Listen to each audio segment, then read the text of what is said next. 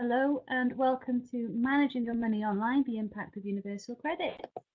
First of all, if you can hear my voice and see the screen, then please type yes in the comments box. The comments box is that little chat box just underneath the PowerPoint.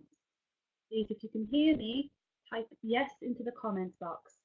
If you can only read the screen, please type no. So hello Lindsay. Hello Liz.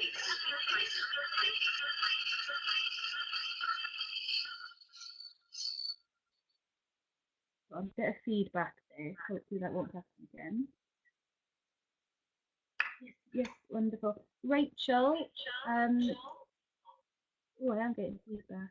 Laura, can you give Rachel some advice, please, if you can't hear me?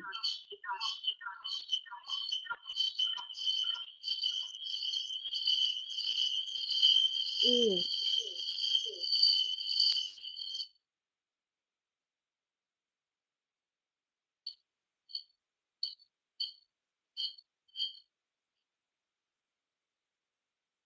Is that better? Can you all still hear me? Is that better? That high-pitched sound is gone. I just turned off my microphone. I might need to do that throughout the session. Is better? That's better? Marvellous. Laura, if you wouldn't mind giving Rachel some advice. Ooh. Sal, can you mute your mic until it's your turn?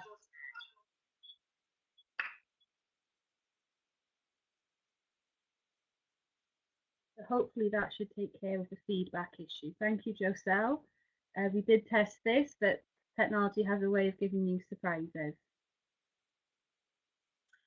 Excellent. Right, we're going to carry on. So first of all, welcome. Thank you very much for being here for this very brief webinar, this very quick overview of managing your money online, the impact of universal credit. My name is Hannah France and I am the Digital Inclusion Trainer for the South and East of Wales for Digital Communities Wales, which is run by the Wales Cooperative Centre on behalf of Welsh Government.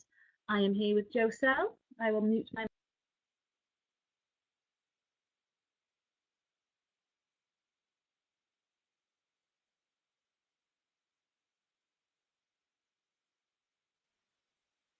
and I'm here with Joselle Level, who works on the Financial Inclusion Project of Digital Communities Wales. She can tell you a little bit more about that throughout the session. So a bit of housekeeping first of all. Please do use the comments box to communicate with us. We'll be asking questions throughout the session. We have two very capable helpers in Laura Phillips and Diane, who are happy to use the comments box to engage with you. They're my colleagues in Digital Communities Clients. Lindsay, this is being recorded, and at the end of the session, you'll have a resource package, including the recording of the session and the PowerPoint that's going along with it. So excellent. So again, feel free to tweet your questions or your comments to us, and please watch all videos and take part in all activities. So our aims for today for this session are first of all to understand the universal credit basics. Now this is only a 50-minute webinar. It's very, very quick. It's just to start the conversation and see how we can help best our clients. We're hoping to raise our awareness of the impact universal credit can have on both digital inclusion and getting people to go online, giving people digital skills, and financial inclusion, helping people manage their money more effectively, helping minimize people's risks of being financially disengaged or in a very difficult situation, and think about ways we can support people to overcome these new challenges. Again, this is a very, very brief overview. Please do keep in contact with us. We'll give out some information on what it is we do across both our projects, and hopefully we can help you further on. So we might get a little bit of audio feedback throughout the time. We do apologise for that. Sadly, Joselle and I are in two separate locations, so there might be a little bit of a delay while we switch the mics back on and off to allow each other to speak. So I'm going to hand you straight over to Joselle, who's going to tell you a little bit about financial and digital inclusion, how they work together. So I'm going to mute my mic, and Joselle, if you can turn yours on and start speaking, that would be wonderful.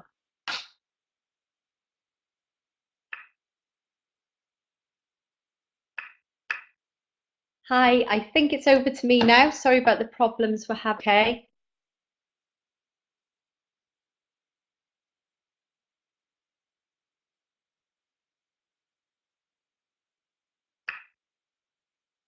Oh, lovely. Great. Thank you, Laura. Okay, so hopefully everyone else's sound is working okay and there's no background noises. So yeah, financial and digital inclusion working together. I think usually we talk about them in two completely separate spheres, but actually they're so interlinked and a lot of the issues from one kind of feed into the other.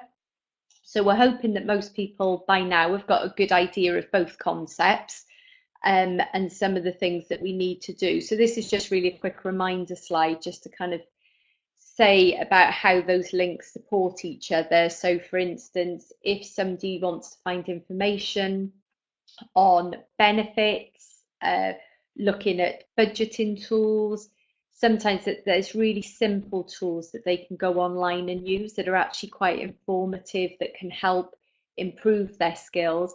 And quite often it takes away the fear of having to walk somewhere and ask somebody for support, just being able to kind of get online and look at things themselves.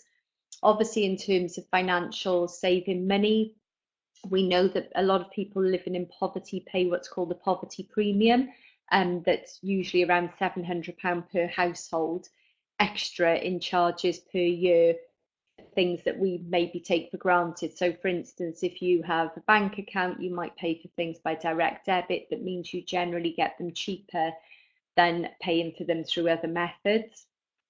Online banking, again, is a great way to manage your money really closely. You know, you literally look at it every hour if you wanted, rather than having to rely on going down to your local branch, if you've got a branch in the village that you live in. And again, more and more we're seeing services, whether it is banks, post offices, but people who are shutting down their services face to face and moving those services back online. So the more that we can kind of get people familiar with the basic online concepts and managing their money and how they can shop better online is a good way of bringing these subjects together.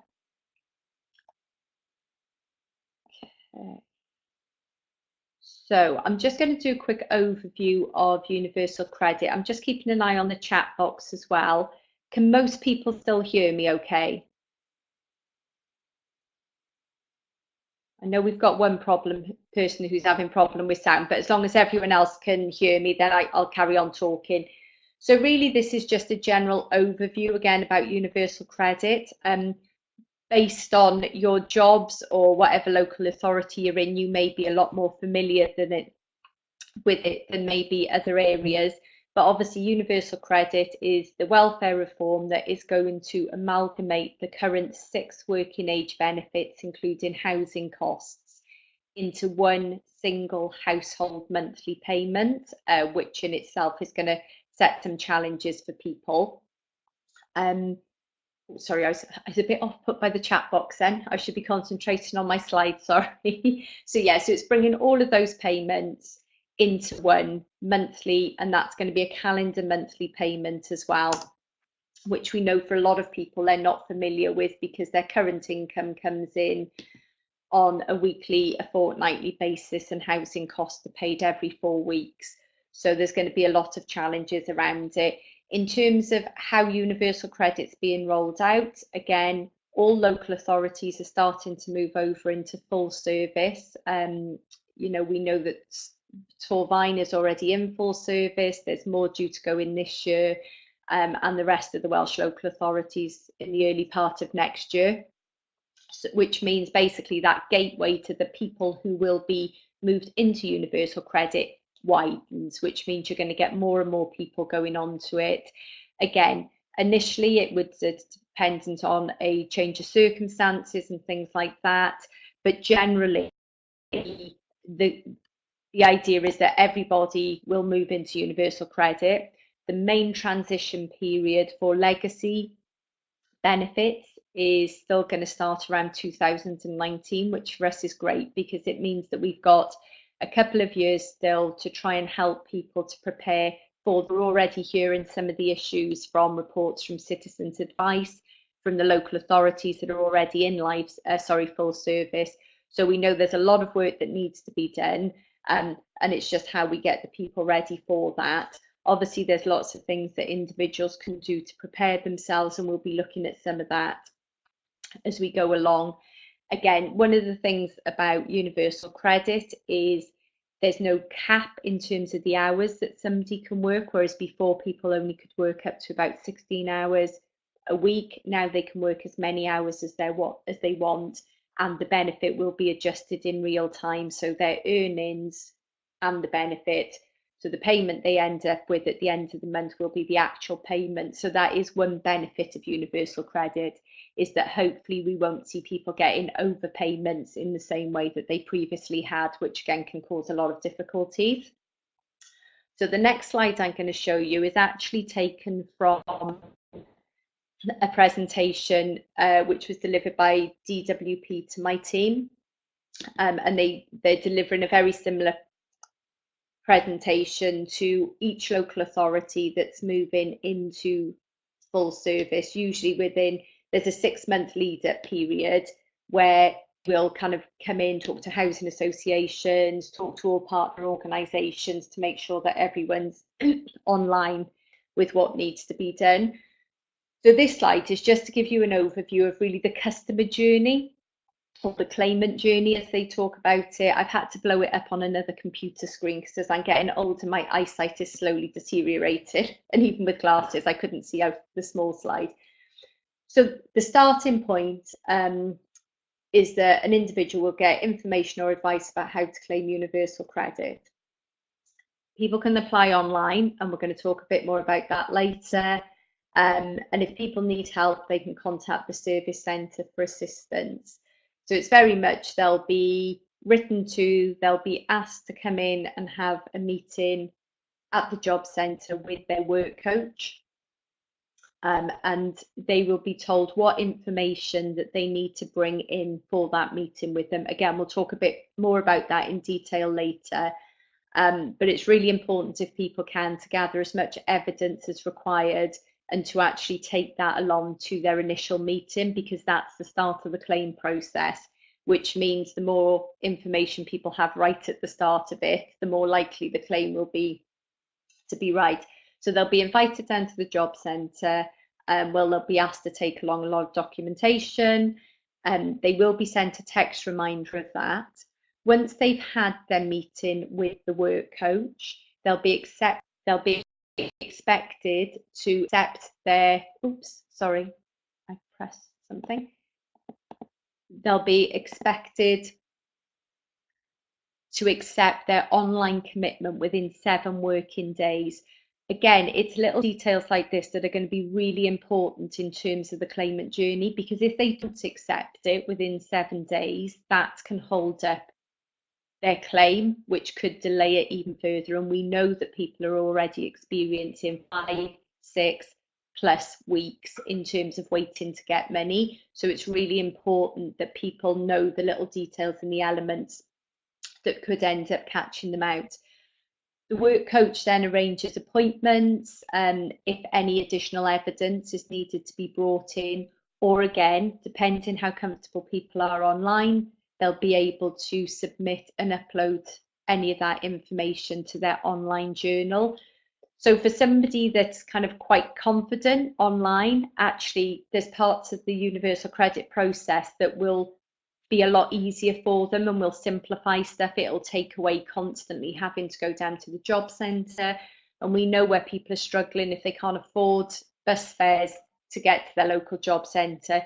If they're comfortable online, it's going to remove some of those barriers for them, and obviously pushing up the costs or their expenditure in terms of travel. The claimant then, because they would have set up the online universal credit account, they can view that account whenever they want, and it's their information, so they can access it whenever they want, and they can share that information with who they want. So for instance, if the landlord said, why haven't you paid my rent? A tenant would be able to show the account, if they wanted to their landlord and say, look, I've had my initial assessment. This is what I think I'm likely to be getting paid, but I'm in the assessment period, so my payment won't be coming through until whatever date is said. So at least, again, it's a way that the tenant can take control of their finances and actually give that evidence if they need to a landlord. There's going to be a kind of 3-way contact as well. They call it the triangle. So every claimant will have their work coach. So it'll be the nominated work coach. They'll also have a nominated individual in the UC service centre. And at any point, any one of those three people can talk and share information, back and forth. So again, if you've got an individual that you're supporting and working as an advocate for, you at least you'd have a named person to go to and communicate with, whereas at the moment you might have to kind of talk to anyone and repeat yourself about 20 times before you get through to the right person. So again, there are some good things about this, but it's again people understanding the detail but also having the skills to manage their money during the difficult periods, but equally being able to go online and be confident doing that. Again, depending on an individual circumstances will depend what their claimant commitment is. So not everybody would have to be job seeking for 35 hours a week. For some individuals, it might be that they do 10 hours of job searching and they do a course in terms of improving their literacy skills or something like that. But again, each person will be treated individually, is what the system is saying, or the new universal credit system is saying. People can attend the job centre to engage with work-related activity, and then they can send back and forth through their online journal to evidence things that they've been doing. So again, it's about uploading that information online and being able to share that with the job coach, the nominated contact in the service centre, just reducing some of the kind of the travel and the back and forth for people.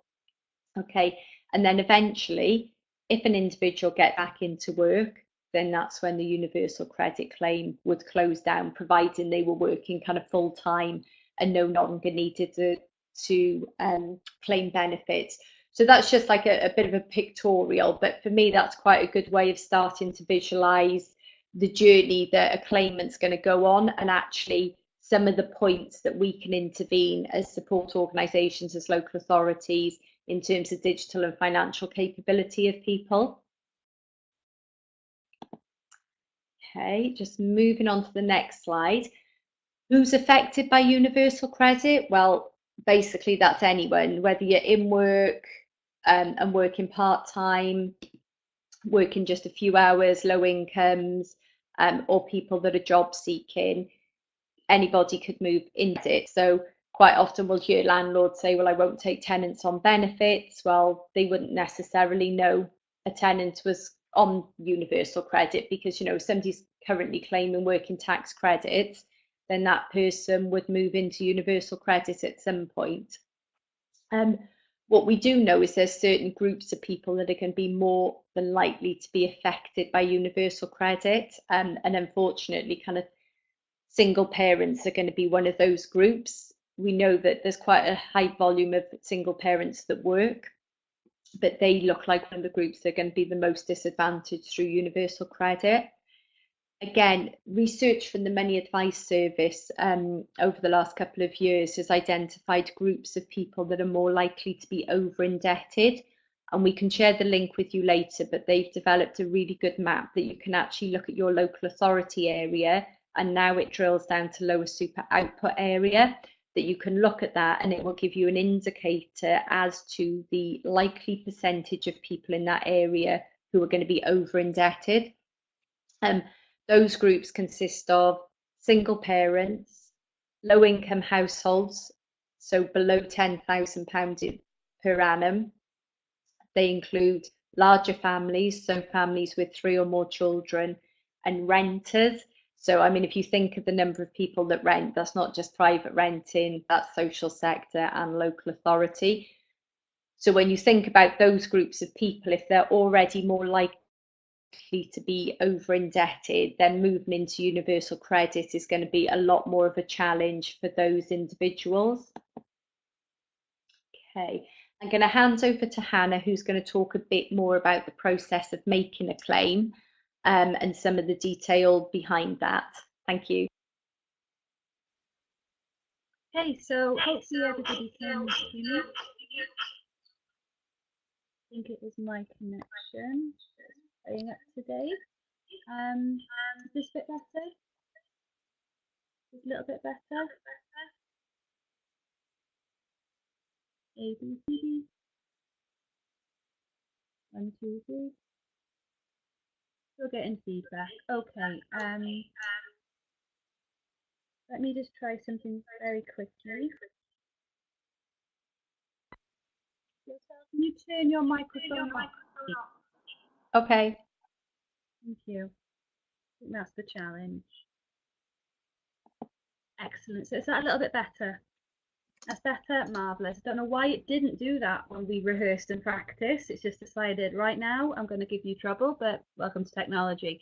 So I'm going to go through a little bit more about the process to make a universal credit claim, but through the eyes of digital inclusion. So if you're digitally included already, if you're quite comfortable using computers, mobile phones, and using the internet to make transactions and share information and gather information, it's quite a simple and straightforward process. So to make the claim, you go to www.gov.uk/apply-universal-credit, and help is available via a phone service, face-to-face from partner organisations, through your local job centre, and in some exceptional cases, through a home visit.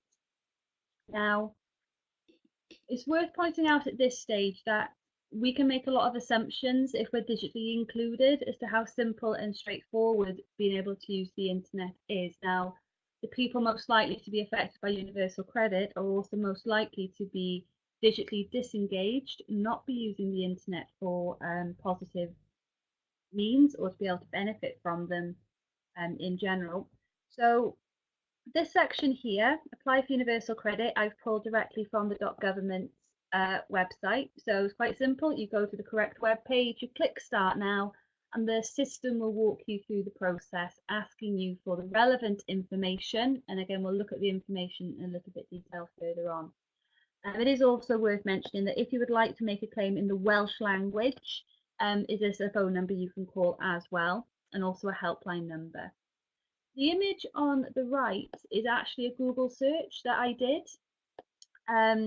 Just apply for universal credit. The top 3 are .gov.uk web pages. All the pages after that are organisations offering advice, offering information. Some might be based in England, some might be based in Wales. So even the process of getting to the correct web page can be a challenge for some individuals if they don't have correct support.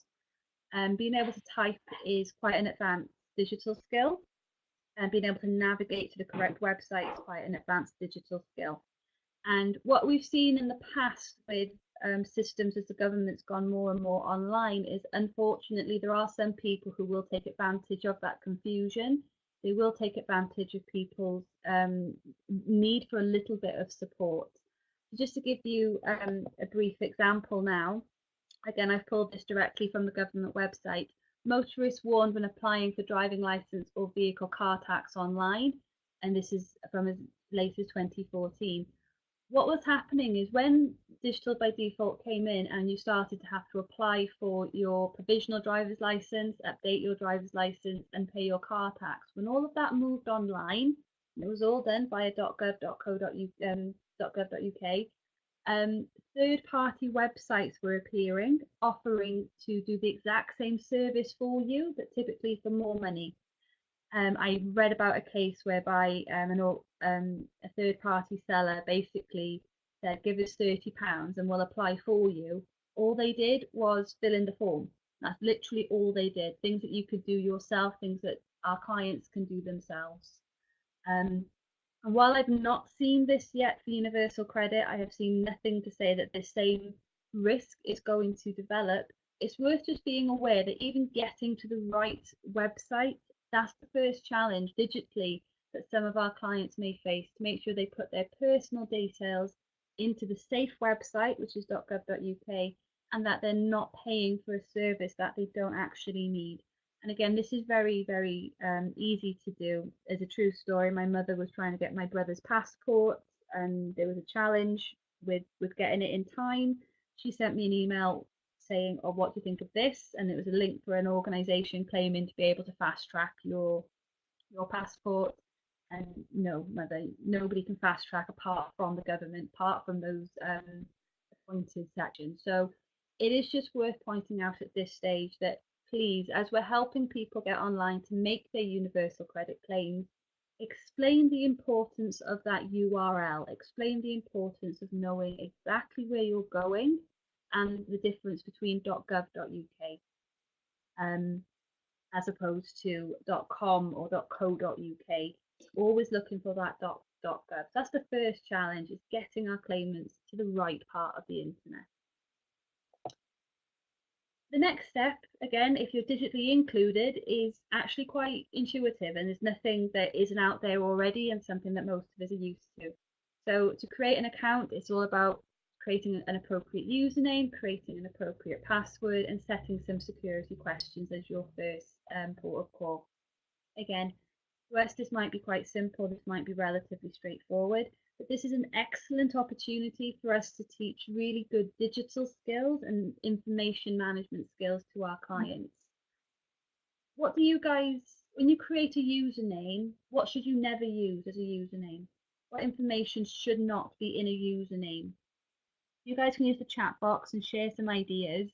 What would you never use as your username? Nigel Lewis, your own name, yeah? That is the kids' names, definitely, Lindsay. Has anybody else got any ideas what you shouldn't use as usernames?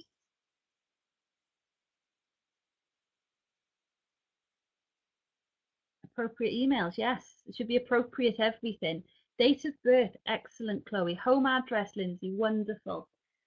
These are all personal, private information. It's personal, private data to us. And I see a lot of people, as I'm training throughout South East Wales, a lot of people, when they set up an email, for example, they'll create a username, create an email address, and it will be first name, last name, year of birth. That is a lot of personal information you're putting out there in the public sphere. So it's really important that we teach people the importance of identifying an appropriate username. Maybe it's a first initial, middle initial, last name, and a sequence of numbers. That's absolutely fine. But try and encourage people to just hold their data close, because for a lot of people, this might be the first time they've had to put in personal details on the internet. And we need to make sure they understand the difference between sharing appropriately and oversharing. And it's the exact same with the password. It's really important that passwords are safe and secure. Again, the website actually walks you through the process. Use a capital letter, a lowercase, and one number, and at least 8 characters. So it gives you those hints and tips. And I'm going to send out a resource to you on helping create safe passwords. But this is an excellent opportunity to help people understand the importance of safe passwords and why we use certain things. And again, don't use your kids' names, your hobbies, your interests, dates of birth, anniversary, partners' names. Don't use things that other people can guess. We need to make this as secure as we possibly can. But the main thing with the digital element is we need to have a keep learning mentality with it. Technology does update, it does bring new challenges, it does bring new and interesting ways of doing things. And we as practitioners, we as support workers, we as people going out there and helping our clients, we need to be open to continuously learning ourselves and pass that on to our clients as well. For some clients, this might be the very first time they've ever used the internet is to make their universal credit application. Hopefully it won't be the only thing they do online. Hopefully they will start managing their money more effectively. They will stop paying that poverty premium. They will get cheaper insurance and cheaper utilities and be able to make their money go further at Christmas. That's hopefully what we're going to lead our clients into. We need to make sure they're going there safely. And it's in the little things. So as part of universal credit, one of the main things you will need is an email. Again, we're managing something online, so an email is very, very important. It's important for universal job match if you have claimants, if you have clients that are job seeking or have to job seek as part of their claimant commitment. So we need to teach email in a safe and secure manner as well. Things like spotting fake emails, things like identifying how to refresh if you're waiting for something to come through, how to check it frequently. If they've got a smartphone, how to put it onto their smartphone so that it's easily accessible to them.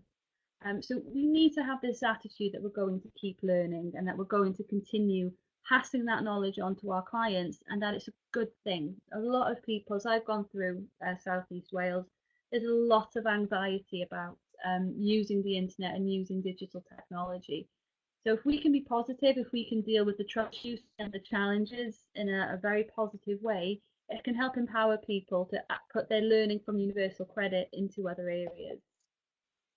So when we think about it, the tools and the skills, the digital skills required to make this claim in the first place, so things like access to a computer or a mobile device. So we need to identify local places where clients can have access to those things and with an internet connection as well. Places like local libraries are absolutely wonderful. Job centres typically have a few computers open for public use as well. More and more charities are starting to make PCs and computers public use. Same with some local authority buildings, there are public computers there as well. So we need to identify public places where people can access the internet and access their claim. As Joe Sell said, if it's going to cost a lot of money on the bus to get to the job centre, but we can signpost them to a 10-minute walk away, we should be doing that. Our claimants also need those form filling skills, the ability to look at what's required of us and input the information. And this might need some e-accessibility adaptations for some people, making the screen a little bit bigger so the text is bigger, maybe changing the colour of the screen so that it's a little bit different, making the screen brighter or dimmer. These small little things to make filling in that form more feel easier if they were uncomfortable. They need to have an email and be able to manage that email effectively, understand how it works and how to keep it safe and what is true and what is false when things come into it, and also to have that strong password. So just to make this universal credit claim, we do have to cover a huge amount of ground for digital inclusion, make sure that our clients actually go in with the best chance of not making a mistake, of feeling comfortable, of feeling confident, of feeling empowered, and that if they do decide to, oh, I've heard about Amazon, I want to go on there and see about shopping, that they take those safety skills across with them and they start to benefit in a wider way. Because very often, as soon as you show a person one thing they can do online, that's it. They want to go off and they want to do a little bit of everything. Absolutely wonderful. We need to make sure that we're teaching these safety elements as well as the basics. I'm going to hand you back over to Joe Sell now, who's going to go into a little bit more detail about the information that is required to make a universal credit claim, and then I'll come back to me and we'll look at how we can look at the top tips. So I'm going to turn off my microphone now, Joe Sell. So Joe, if you can turn yours back on, I'll hand over to you.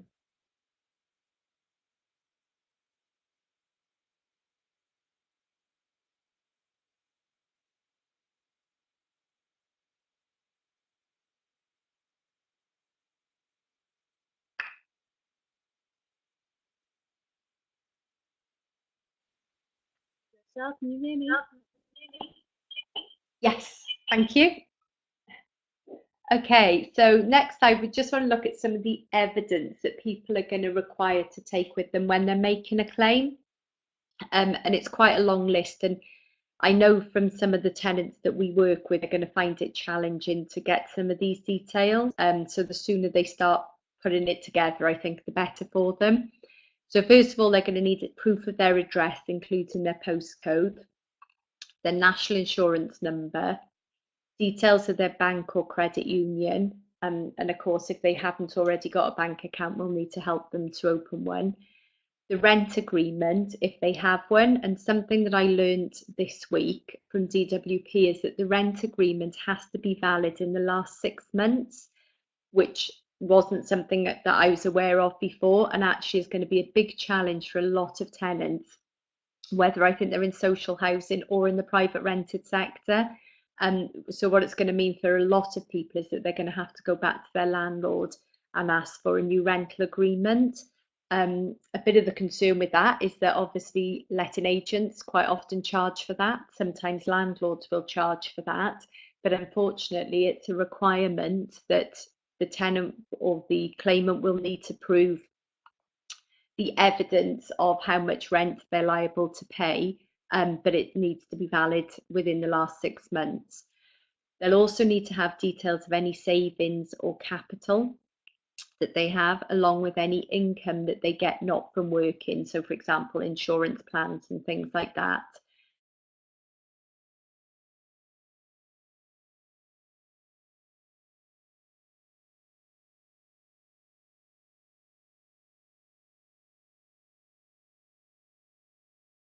And that's relevant. So, I mean, certainly knowing the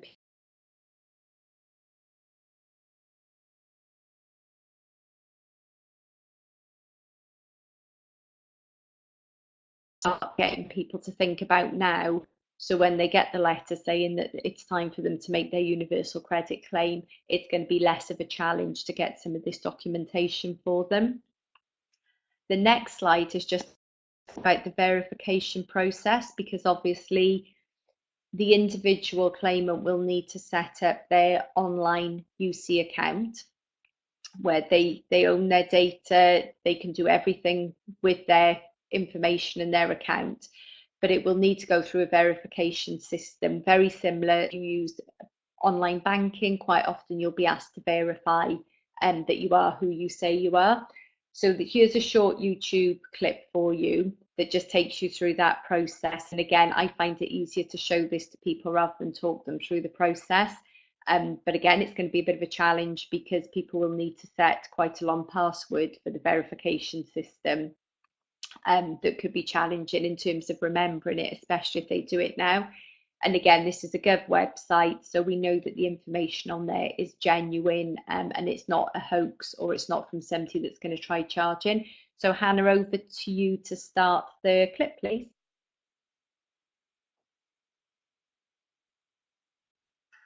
Gov.uk Verify is a new way to prove who you are online. It gives you safer, simpler and faster access to services like filing your tax or checking your universal credit account. Here's how it works. We ask you some questions about you to work out which certified companies are most likely to be able to verify your identity. You then choose from a list of certified companies and set up an account with one of them so that they can verify your identity to the government service that you want to use. They ask you some questions to establish it's really you. For example, you might be asked for information about your passport or driving licence.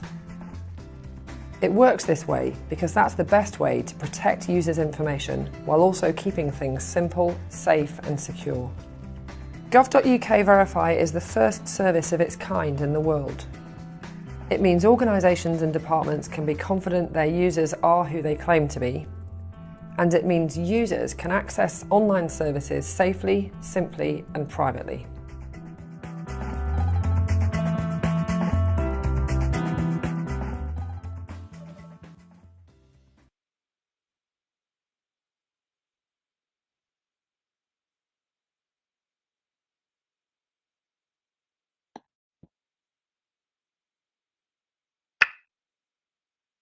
Okay, apologies for those people that couldn't actually see the video, but we can send that out to you so you'll be able to watch it.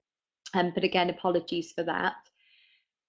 Just thinking about some of the current stresses that we think people are going to face in terms of universal credit from a financial inclusion perspective. So Rachel, can you hear me talking, or have you got no sound whatsoever?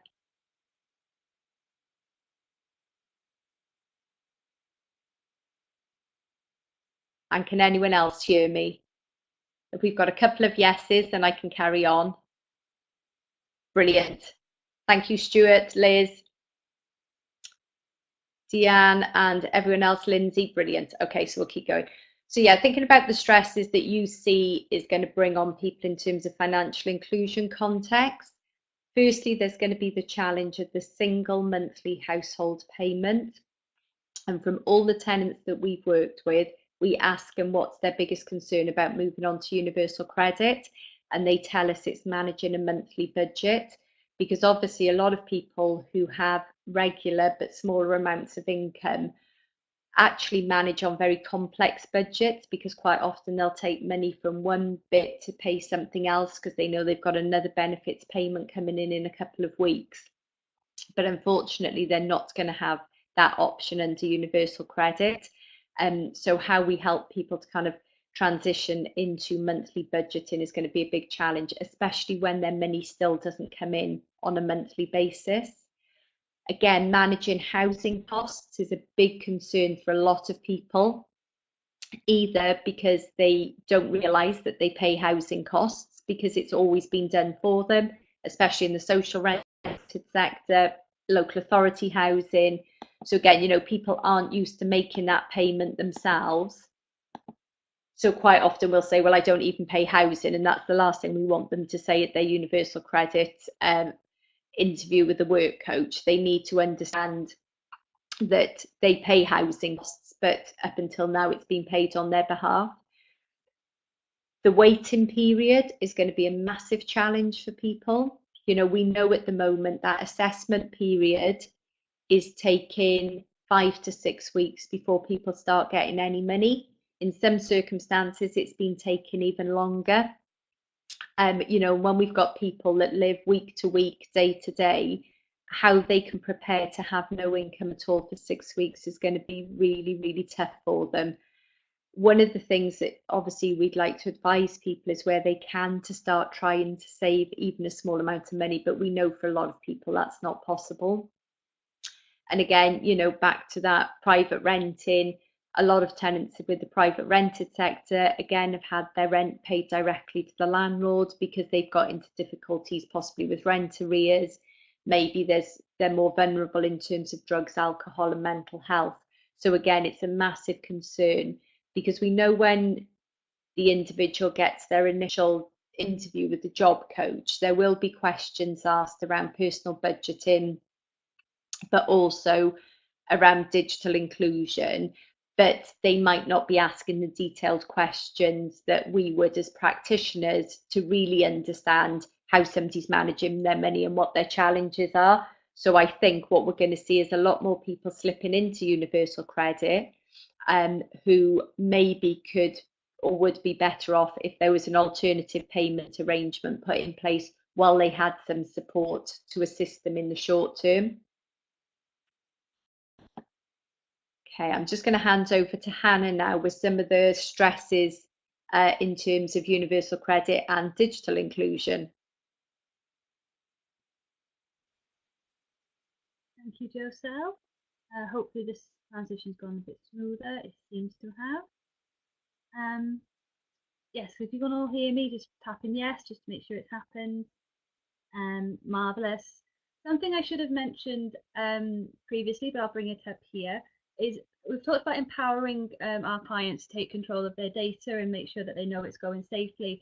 It's also for us as their support staff as well.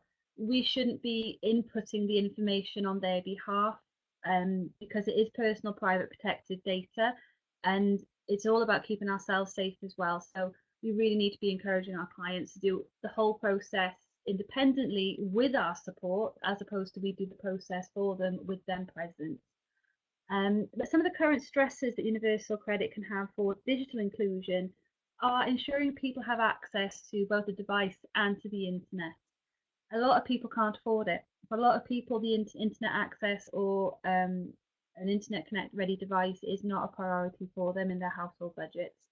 So making sure that people have the access to make the claim and also to do all the activities across their claimant journey, like the verification system, like looking for work or doing any activity identified in their payment commitment.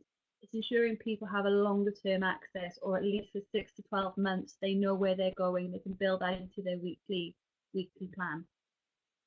Also ensuring that people are safe online. This is a major challenge, especially for people who maybe have health conditions, maybe have a variety of learning conditions, whereby they're having to go and do something quite complicated and quite advanced straight away, but understanding that that's not what they should do for everything.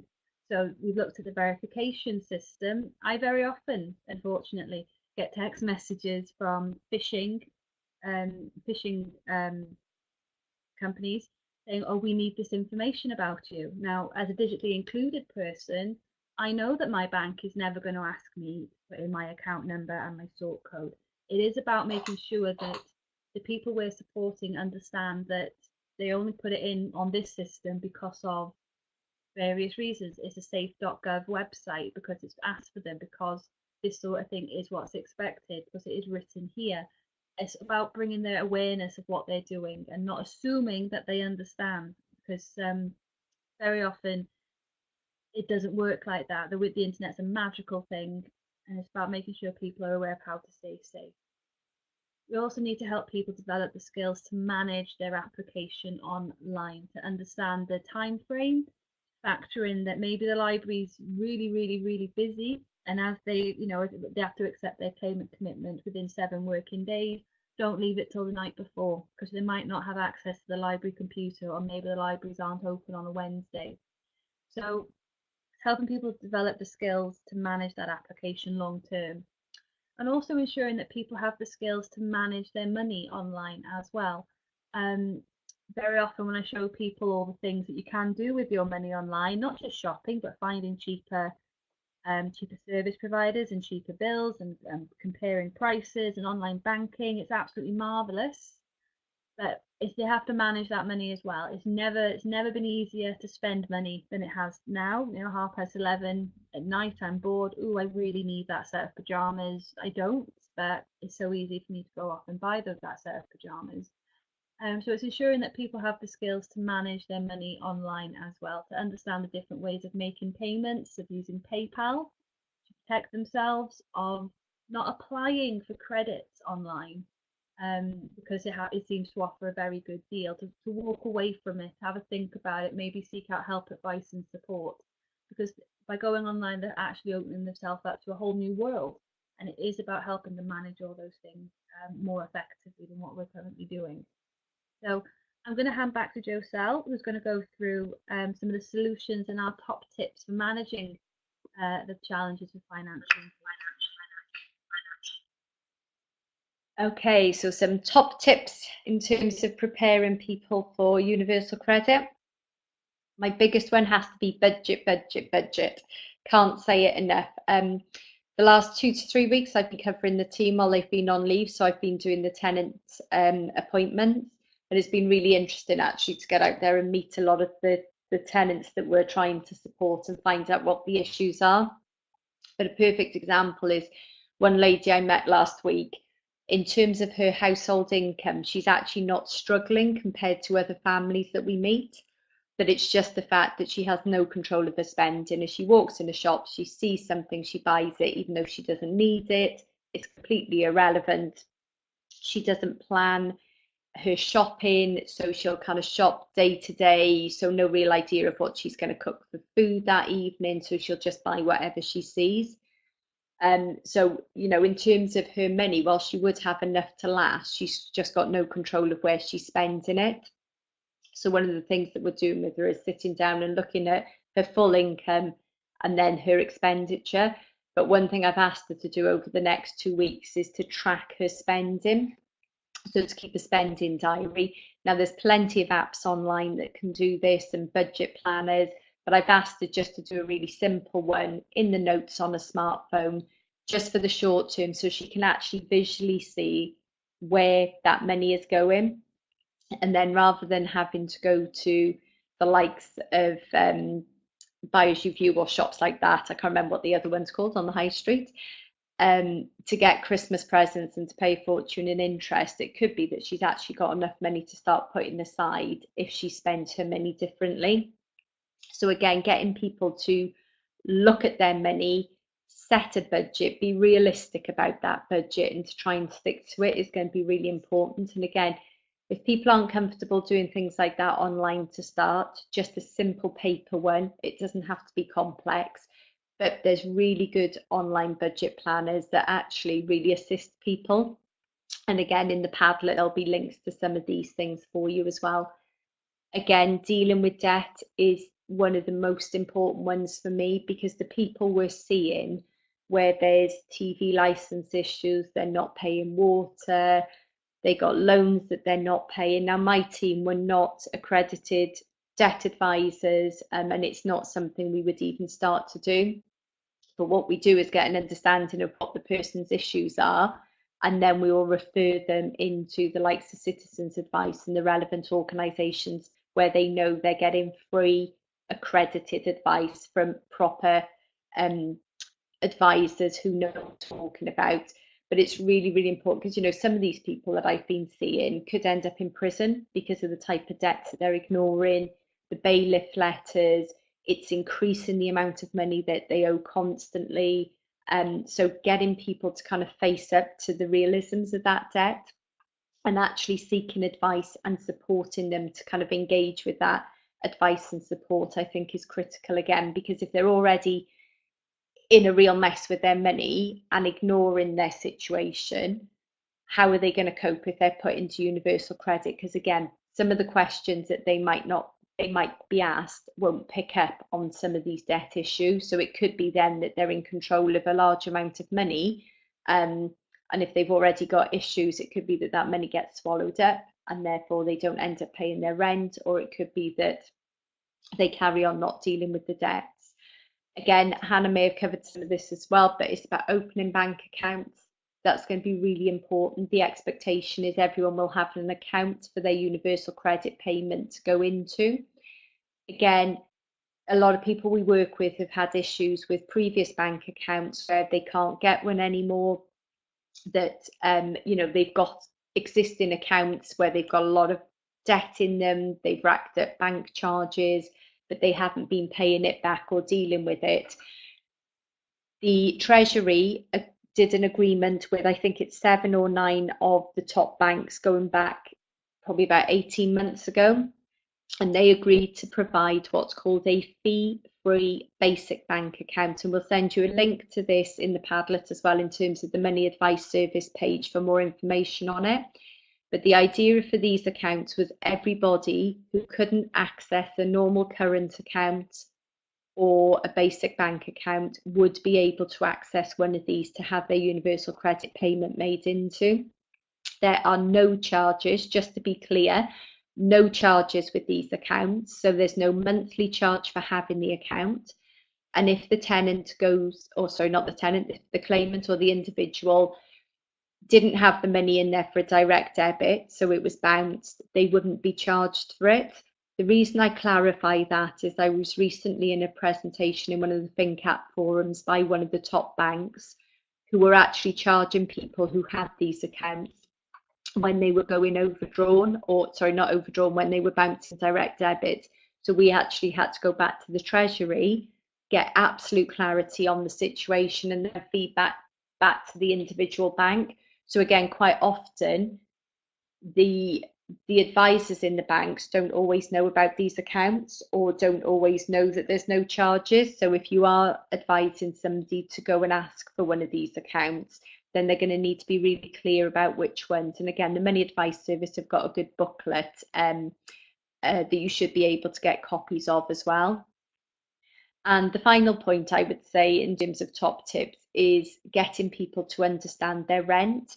And that's not just understanding the fact that they do pay rent, even if they haven't been managing it, just understanding how much that is, on whether that's on a weekly basis, a monthly basis. Does their housing benefit or local housing allowance cover all of that? Do they have to make a top up? So if they got some contribution that they need to make themselves, understanding if they've got rent arrears. I met with one person yesterday who told me he didn't have any rent arrears, but he hadn't paid his top up for the year. But because the landlord hadn't chased it, therefore he didn't think he had rent arrears. So when I actually worked it out, he probably had about 2.5 months rent arrears, which ultimately could result in him getting evicted should the landlord decide to take action on it. So I think it's really important that tenants understand the rent element, so what they have to pay, how much comes from them, how much is paid through the benefit system, and actually if any of that isn't paid, then that does go down as being rent arrears. Okay, and now I'm going to hand you over to Hannah for some top tips on digital. Thank you very, very much. So my top tips are: find local services which offer digital help and access to equipment. And very often we'll signpost to the local library because it's the first port of call. It's the thing most of us are aware of. All libraries now offer digital services as well, but try and be creative. If we can signpost people to more than one venue, different places, and they might feel comfortable, different places closer to home or closer to a parent's home, a partner's home, a children's school. If we can just signpost to as many places in our locality as we can, we're hopefully going to give people a lot more access than just going for the common sense ones at the library. So do check with the job centres what their setup is. Do check with any charity organisations that are local to you if they have access to it. Find out where the free Wi-Fi is. You know, does the local authority offer free Wi-Fi? Is there a Starbucks? Is there a cafe? Is there a McDonald's? And for people to access their claimant commitment. Use a variety of resources to explain. So because ultimately we're trying to help people develop a digital skill and a financial skill, people learn in different ways. I love a good guide. I love to read. I love a step-by-step guide, and I'll follow it through, and I'm quite happy with that. I've met people who the thought of reading a guide just makes their skin crawl. It's not what they want to do. They want to watch a video, a 2-minute video of this is where you are and this is where you need to end up and this is how you get there. And they'll take that on board a lot easier than me just telling them. So do draw in from a lot of the resources. So do go to YouTube, see if you can find any how-to videos. Do use visual aids where you can, because they are ultimately learning a new skill. And just as if they were learning literacy or numeracy, or if they went to a college, appealing to different learning styles will definitely make teaching digital inclusion, digital skills, a lot easier than just telling people click there, and click there. And most importantly, please remember to teach them very basic safety tips, especially around keeping their data safe. Who should have access to it, who they can expect to ask for it, and how they should show them. And make it very clear that once that verification process is done, there is no need for them to share that information with their bank. There is no need to send it to somebody just because they've sent them an email requesting it. There's very strict processes that an organisation will need to follow if they want access to your data. It's about making that incredibly clear to people that they don't end up putting themselves at unnecessary risk. In terms of signposting, we're going to send out a Padlet from today containing a variety of resources, including a recording of the webinar. Joselle, can you turn your mic off, please? It's causing feedback again. Recording of the webinar presentation. Oh, sorry, Joselle, can you turn off your mic, please? Sorry. Thank you. A variety of budget planners, some extra reading that you might find useful and interesting, signposting to places like Citizen Advice, etc., etc. But most importantly, it's about signposting in your local area as well. So can everybody think of just one organisation in their local area that they think they can signpost to, either for digital or for financial inclusion needs? So write down in the chat box very quickly just one organisation that you're going to go and research and think, right, what services do you offer and how are you going to help my client? Excellent, Lindsay. Because we really need to take it on ourselves to find the local services available and be signposting to these services wherever we can, if they are the experts on the matter. So because of the technical issues, we've run very short of time. So I would just like to leave us with any questions, please. Joselle and I will turn off both our mics and we will respond to questions in the chat box. So please, if you have any questions from today, please put them in the chat box now. Email us back when we send out the resources. Get in touch with us on Twitter. And Joselle and I both work for projects run by the Wales Cooperative Centre. So please get in touch with us and see if we can help you, if we can signpost you, if we can support you and your organisation on this universal credit rollout in helping your clients develop their digital skills or their financial skills. Please do keep in touch with us. So thank you so much for listening. We really would appreciate your feedback. It is how we improve. Those of you who've experienced issues throughout the session, either through audio or visual, if you wouldn't mind just jotting down the answer to a few questions, the question will be posted for you now. What type of internet connection have you used? What device have you used? And which browser and version you've used? If you wouldn't mind sharing that with us, we can go away and research why some of you have experienced issues today where others haven't, and we can see if it's something we can adapt on our end. So thank you so very much for spending this afternoon with Joselle and myself. It's been absolutely wonderful. Thank you so much for your patience. And I will now mute both our microphones, and please, any questions, please ask them and we'll get those resources to you as soon as possible. So thank you so very much for your time.